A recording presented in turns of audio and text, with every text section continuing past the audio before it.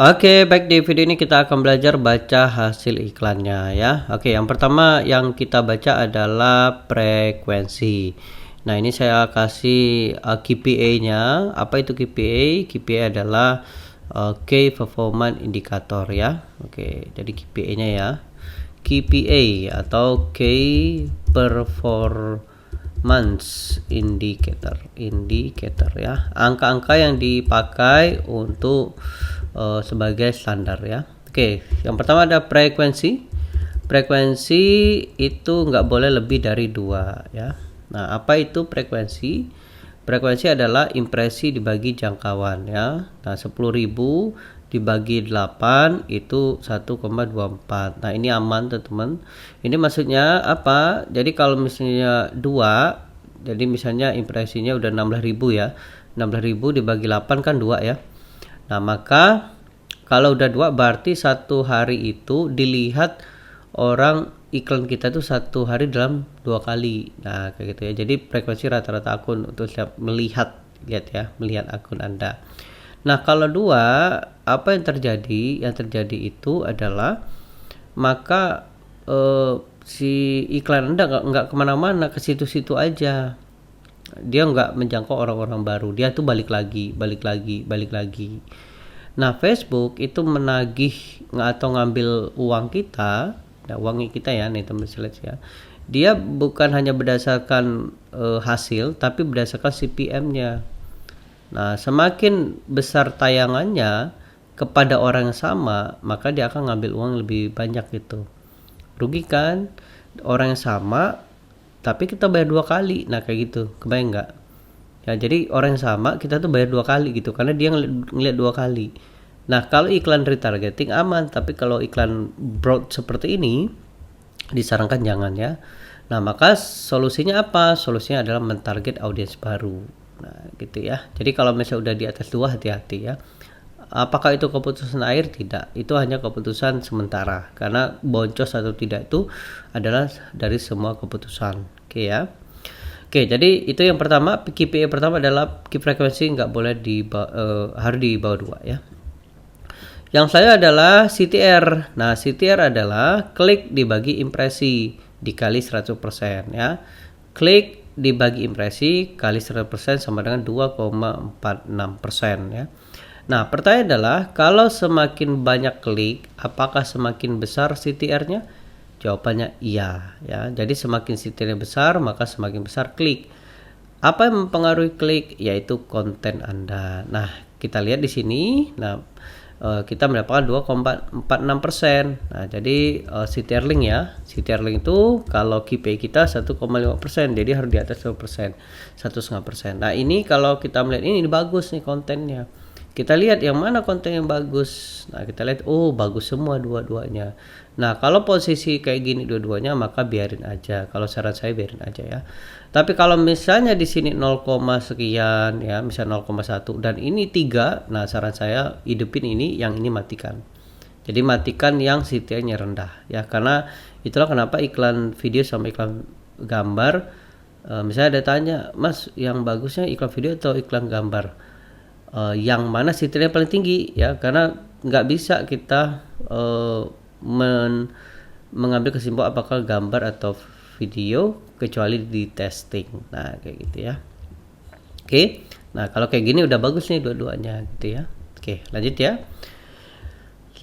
Jadi apa yang mempengaruhi CTR? Itu klik. Jadi semakin klik makin tinggi, maka CTR paling tinggi ya. Jadi pastikan iklan Anda kliknya banyak. Gimana cara bikin banyak? Yaitu konten. Gimana cara bikin konten yang bagus? Ilmunya adalah copywriting ya. Oke, lanjut. Kemudian klik ke halaman. Nah, ini kita lihat berapa persen ini. Nah, ini kalau KPI kita ya. KPI kita itu klik to LP itu harus di atas 70% teman-teman.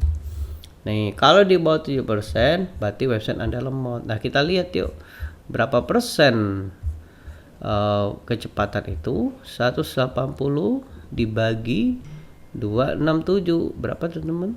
6,5 0,67%, 0,6 lumayan lah ya. Nah, jadi bisa jadi yang bikin menyebabkan Anda boncos itu yang ini gitu ya. Jadi kecepatan landing page Anda banyak banget kehilangan traffic ya. Dari 267, oh cuma nyampe tuh cuma 50. Oh, berarti website Anda lemot, maka harus dibenerin websitenya ya. Oke, maka selanjutnya setelah ada 180 orang yang ke sini, nah ini yang ngeklik tombol ini 32 nih. Nih 32 ya. Nah, berapa persen itu bagusnya? Bagusnya 20% ya. Nah, jadi LP to add to cart ya, itu harus di atas 20% bagusnya ya. Nah, kita lihat ini berapa persen nih? 32 dibagi 180. Berarti berapa? Oh, 0,17. Nggak sampai 20% nih.